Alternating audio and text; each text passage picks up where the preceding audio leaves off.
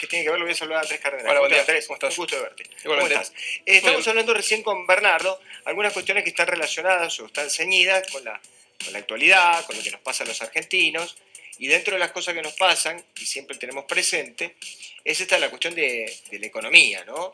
Y de qué es lo que podemos hacer en momentos como este, en donde en realidad algunas cosas parecen acomodarse y otras cosas parecen estar así como en una nebulosa.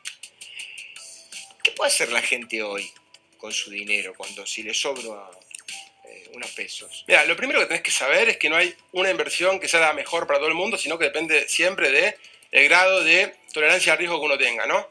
Para la mayoría de la gente, que en general tiene un nivel de tolerancia bajo al riesgo, lo que más se recomienda hoy son las LEVAC, son las letras del Banco Central de la República Argentina, que pagan una tasa de interés en la zona del 38-35%, es bastante alto, probablemente es más alto que la tasa de inflación futura, y que, digamos, como son bonos garantizados por el Banco Central y el Banco Central fabrica los pesos, el riesgo de default, o sea, de impago, es muy bajo. Entonces, es el instrumento, digamos, que más popularidad, más demanda tiene hoy en día. ¿Cuánto están las tasas de interés en los bancos hoy? En los bancos es un plazo fijo y no pasa el 31, con mucha suerte, por ciento anual, ¿no? Es una tasa de interés altísima. Es muy alta y eso tiene impacto sobre el crédito también. Digamos, como bien decías vos, estamos en una etapa medio de transición, ¿no? Económica. El gobierno está tratando de acomodar un montón de variables. Algunos le dicen ajuste, otros dicen sinceramiento, decir como quieras, pero esa es la realidad. Estamos tratando de solucionar algunos inconvenientes. Esto tiene un impacto negativo sobre el crecimiento a corto plazo. Entonces vos subís las tasas para frenar la inflación. Ok, eso te va a dar el beneficio de frenar la inflación a largo plazo. En realidad dicen que suben las tasas para frenarlo al dólar. Bueno, es que el dólar y la inflación están relacionados también, ¿no? Pero sí, está muy bien como decís. Dólar e inflación son dos variables que tienen mucho que ver con las tasas. Entonces, el Banco Central saca pesos del mercado. Esos pesos no van ni a comprar dólares ni van a generar inflación. Por supuesto, moderás el impacto sobre la inflación. Sí. No es que la solucionás de un día para el otro. Pero, ¿cuál es la contracara? El problema de eso. Que el crédito está también muy caro. Entonces, esto es malo para la actividad económica. Hoy, lo que a mí me parece que está claro es que las tasas altas que están pagando las LEVAC son bastante atractivas para el inversor y que a largo plazo es difícil que se sostengan tan altas. Cuando la inflación empieza a bajar... Si vos le tenés que recomendar a alguien que invierta en un plazo fijo que invierta en dólares, ¿qué le dirías? Yo creo que hoy tiene más rentabilidad un plazo fijo, probablemente. Siempre depende... El dólar está bajando. El dólar está estable por lo menos, digamos, tocó 16 y empezó a bajar y el Banco Central lo que está haciendo es... ¿Cuánto está? ¿14.70? Sí, 14.80 y pico, sí. Lo que logró hacer el Banco Central es decir, bueno, de 16 no pasa por ahora. Y lo que yo estoy viendo es que claramente van a entrar más dólares ahora a mediano plazo, ¿no? Los dólares de la cosecha, si hay un acuerdo con los holdouts y demás. Entonces, el Banco Central tiene la herramienta para frenarlo.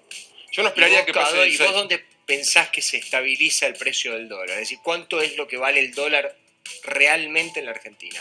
Más allá de los movimientos especulativos. Mira, siempre hay que caer muchas variables, ¿no? Es difícil porque depende de cuánto sea el precio de la soja, qué pase con el real en Brasil, todo eso te impacta mucho en cuál es el precio del equilibrio del dólar.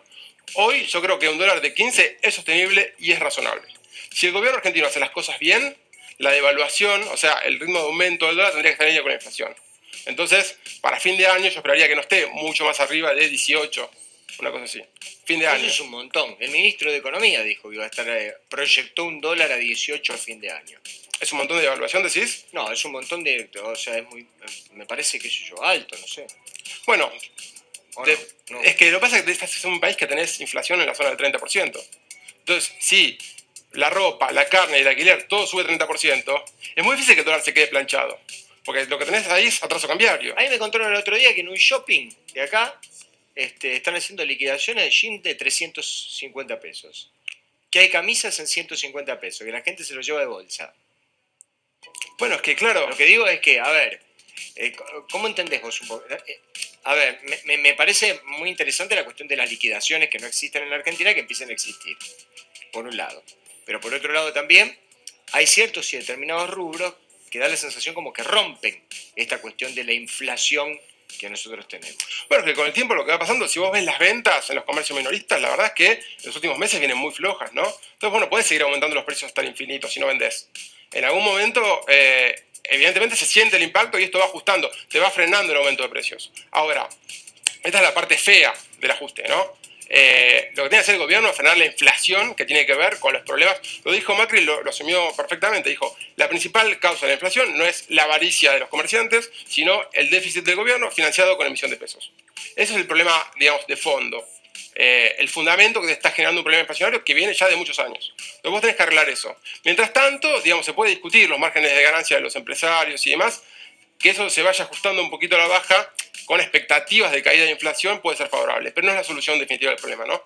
Porque claramente yo no quiero que baje Hay la algunos que inflación. dicen que tiene que haber un poco de inflación. ¿Vos pensás que tiene que haber un poco de inflación también? Definamos un poco de inflación. Porque no sé, yo te digo lo que dicen algunos economistas. Algunos economistas en algún momento decían, bueno, de hecho los economistas de manual del gobierno anterior decían, tiene que haber inflación porque en algún sentido la inflación lo que te hace, lo que te genera es también un movimiento dentro de lo que significa el mercado. Mirá, yo creo que podemos discutir que es saludable una inflación de 5%. Es mucho mejor. Es muy malo que haya caída de precios. Eso es muy malo para una economía. En general, a largo plazo es muy dañino. Están pasando en Japón, son casos muy puntuales.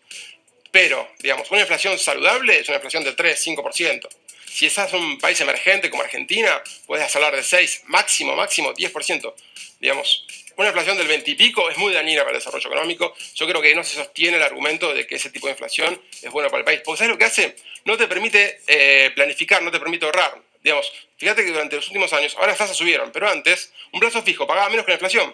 Entonces la gente no podía ahorrar. Vos decías, me dejo la plata en el banco y pagaban un 15, un 17%. Y estoy perdiendo contra la inflación, cada vez tengo menos plata. Entonces, ¿qué tengo que hacer? Tengo que salir y reventarlo. En el supermercado, el que tiene más poder adquisitivo por ahí comprar un auto, un aire acondicionado. Lo consumo. Muy lindo el consumo, es gratificante, pero no te permite la movilidad social. No puedes comprar nunca una propiedad, por ejemplo. No puedes ahorrar, no puedes pensar en tu jubilación. Entonces, a largo plazo me parece que tenemos que tener una tasa de inflación mucho más razonable. Si me decís que 5%, 3% es saludable, te digo que sí. 20 y pico por ciento seguro que no. Y hasta ahora, ¿qué pensás vos de cómo viene, digamos, la cuestión de las medidas que se vienen adoptando y demás? ¿Vos crees que va a haber una baja sensible en la inflación? Porque se dijo de que a partir del segundo semestre, pero el presidente lo dijo, que a partir del segundo semestre la inflación iba a bajar y se iba a notar. Bueno, mira, hay que tener en cuenta que la inflación de los primeros meses de este año tiene mucho de eventos que son de una sola vez, ¿no? Por ejemplo, la devaluación, sacar las retenciones, eso te genera una suba fuerte en la inflación que después no vas a seguir devaluando ese ritmo. Tenés también la suba de tarifas, son eventos transitorios.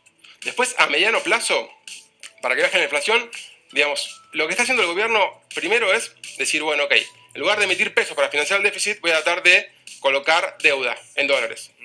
Entonces, esto en alguna medida ayuda.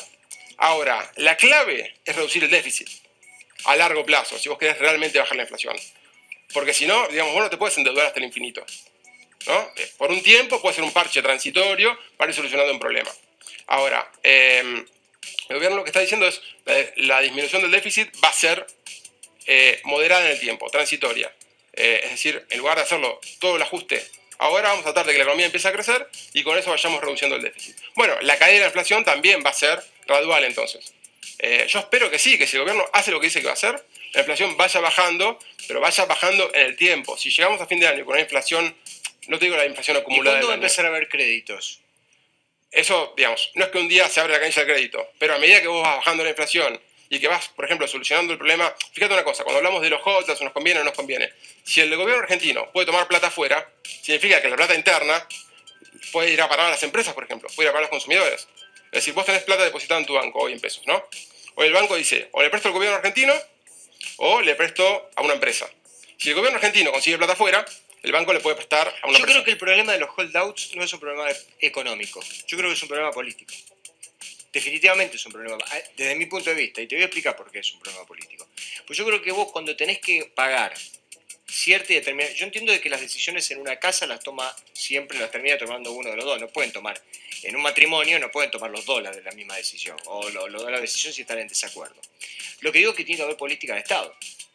Si vos agarrás y discutís con tu mujer respecto de qué es lo que hace, si pagar, no sé, por ponerte un ejemplo, la tarjeta de crédito o las tres cuotas atrasadas que tenés del colegio de tu hijo. Vos tenés que tomar una decisión. Si pagás la tarjeta de crédito o si pagás las tres cuotas atrasadas que tenés del colegio de tu hijo. La cuestión en todo esto es que vos te pongas de acuerdo con tu mujer. Porque si no, en realidad, si vas a pagar la tarjeta de crédito, después tu hijo lo echan del colegio, tu mujer va a agarrar y te va a venir y te va a decir, che, escuchame, yo te dije que pagar la cuota del colegio. Usaste mal la guita. Y acá, el problema con los holdouts, me da toda la sensación que no es un problema no es algo que un gobierno tiene que tomar una decisión. Esto que es la decisión tiene que haber sido en conjunto. ¿Me entendés? O sea, Sí. porque si no después, estos son estigmas que te arrastran con el tiempo. Después en 5 años, 4 años, 5 años, más tarde o más temprano, se lo van a facturar.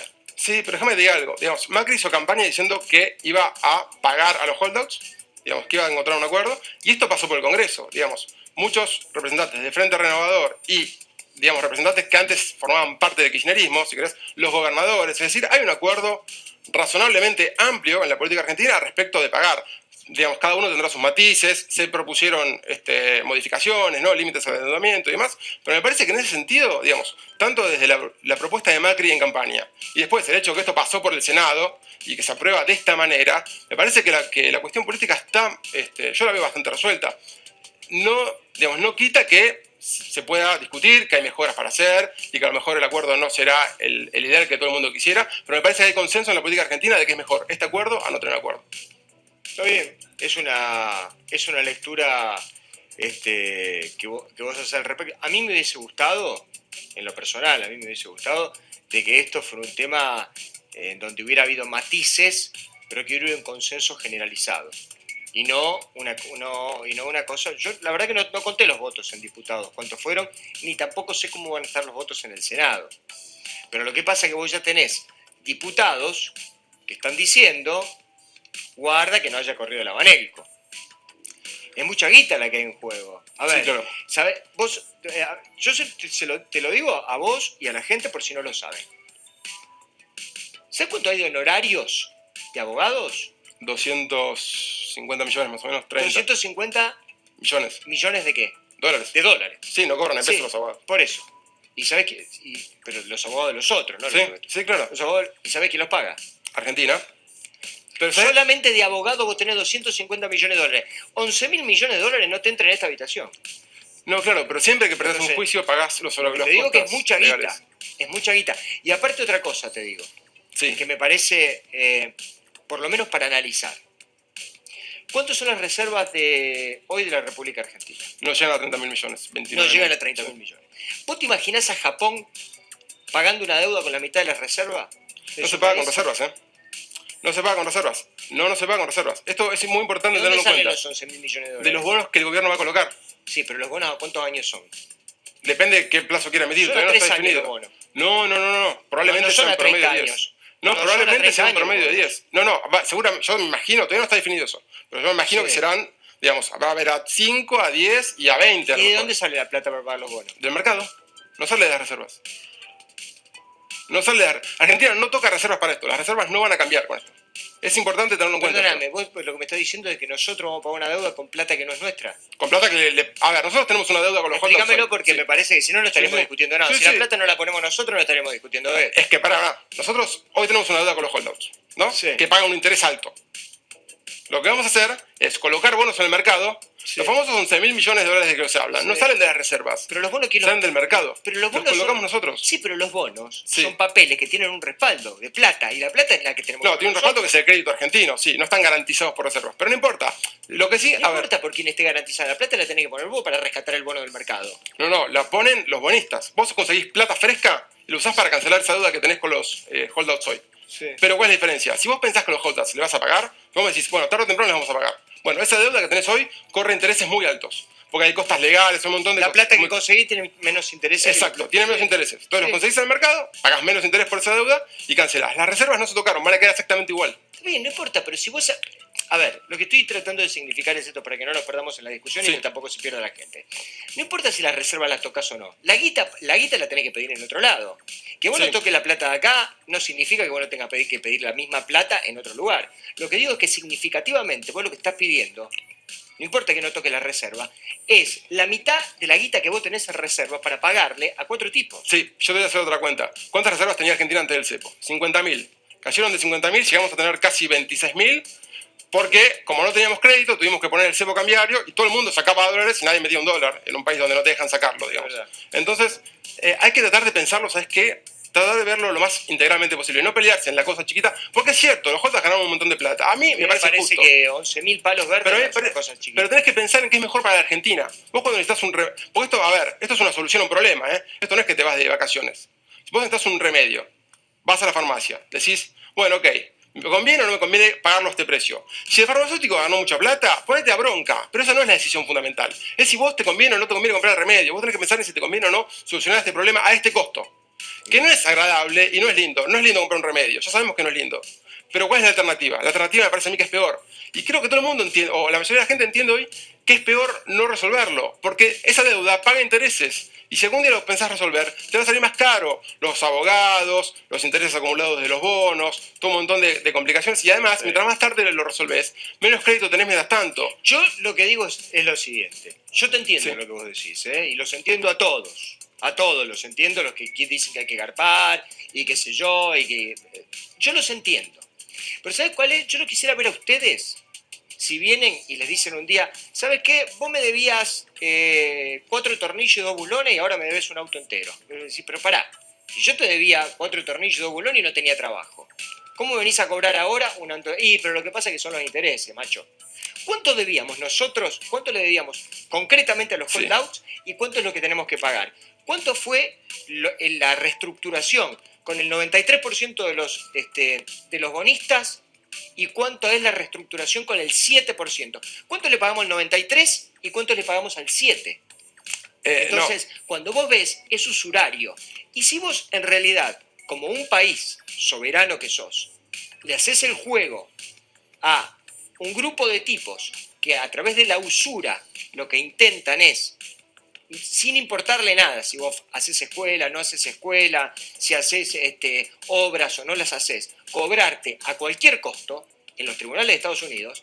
Y la verdad, viste, a mí en lo personal simpático no me cae. Yo entiendo que hay que pagar, pero no me cae simpático garpar algo que me parece una montaña de guita que en realidad nosotros ni siquiera generamos y que la generaron los intereses que te ponen los fondos buitre. Exacto, mira, estamos de acuerdo ahí. A mí tampoco me cae nada simpático. ¿Cuál es la cuestión? Argentina Argentina eligió que si tenía un problema legal íbamos a resolverlo en ese tribunal de Nueva York. Eso es el papel que pone Argentina, un problema legal se resuelve acá. Lamentablemente, yo creo que se manejó muy mal la cuestión legal. Parte de los argumentos que usaban los buitres en su momento llaman las declaraciones de Lorenzino, de Kicillof, que decían no le vamos a pagar nada. Le decían al juez Greza, mira, estos tipos dicen que no te van a pagar, que no van a pagar nada, nos están desconociendo.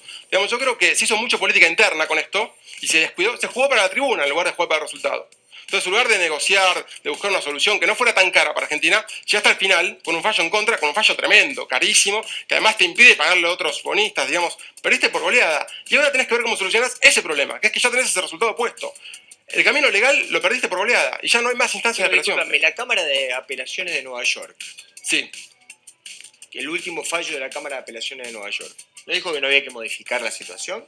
No, lo que está diciendo es que, porque hay una apelación de los fondos buitres en función de si levantar el embargo de Grisa a los pagos. Lo que hicieron fue poner fecha para el 13, cuando el 14 supuestamente Argentina tiene que pagar.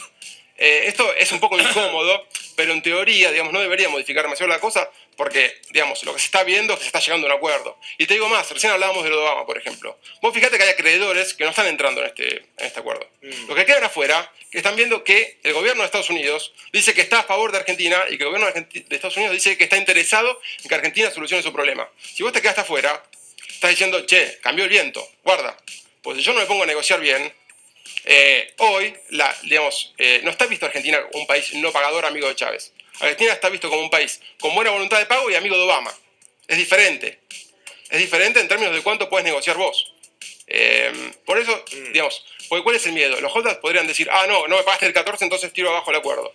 Lo pueden hacer, pero cuidado, porque ahora la cosa cambió. Argentina ya arregló con otros. Yo no, perdóname, a manera de resumen, sí. Quiero decir, yo soy una persona muy respetuosa en lo personal con las deudas que uno contrae. Creo que cualquier ciudadano que contrae una deuda, lo que tiene que hacer es pagarla, que es lo que corresponde.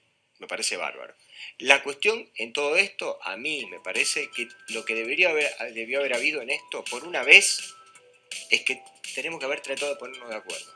Este país, hasta que los políticos, en las cuestiones medulares, fundamentales, no se pongan de acuerdo, así sea que se junten durante un mes y medio adentro de una habitación, cierren la puerta con llave y no salgan hasta que salga el humo gris, este país no va a salir adelante. No va a salir adelante. ¿Qué crees que te diga? Bueno, porque no se pueden tener dos visiones tan diferentes y tan distintas de la República Argentina. No se pueden tener no se pueden pensar en dos países absolutamente diferentes. Hay ciertas cosas que tenés que pensar, hay cuestiones troncales que tenés que verlas y tenés que ir para adelante con eso. Y después lo demás podés discutirlo, podés tener matices. Pero mientras vos tengas dos visiones absolutamente opuestas de lo que significa la Argentina, y más cuando hay tanta guita en juego, por ejemplo, como en este caso, y la verdad que... no sé. Es que yo creo que respecto a eso, volvemos al momento anterior, ¿no? Macri hizo campaña diciendo tenemos que resolverlo, tenemos que pagar, y esto pasa por el Congreso, pasa por diputados y pasa por senadores. Y si no se consiguen los votos no se puede hacer. Entonces, por supuesto, no hay unanimidad de todos, porque es imposible, digamos. Obviamente los partidos de ultraizquierda no lo van a apoyar y cierto kirchnerismo más duro tampoco lo va a apoyar. Pero el resto, incluso desde el peronismo, los gobernadores, incluso el bloque de Bocio, digamos, gente que era kirchnerista hasta hace muy poco, están dando el apoyo. Por supuesto que dirán, tendrán sus reparos, y de hecho, proponen modificaciones que se hicieron. Entonces me parece que, digamos, es antipático. Yo entiendo el fastidio porque a nadie le gusta pagar un montón de plata en deudas anteriores, a gente que ganó un montón de rentabilidad por esos préstamos y que además no tienen ningún interés en el beneficio de la Argentina, ¿no? Pues sabés que una última y ya nos vamos a los títulos, ya mismo. Me pareció interesante lo que dijo Urtubey cuando dijo que Argentina empieza a mostrar que es amigable a la inversión y a la integración. Urtubey da la sensación de que es como un gobernador diferente, es un gobernador distinto. Sí, pareciera, ¿no? Un poco más amigable a las políticas pro mercado y más cercano a Cambiemos que lo que era el kirchnerismo. No sé si es cercano al gobierno, pero me parece de que da una idea de que intenta tener una mirada más hacia el futuro y no quedarse tanto en lo que está pasando. Sí, creo que cuestión de la rencilla de la política cotidiana. Eso es inteligente, porque muchas veces, ¿a qué es lo que le preocupa a los gobiernos? Generar trabajo. Y si vos querés trabajo, necesitas empresas que inviertan, necesitas integrarte con el mercado, necesitas poder exportar, necesitas atraer inversión en el exterior. Hay que hacerlo bien, pero hay que hacerlo. Gracias por venir. Un placer. Gracias por el debate. Bueno,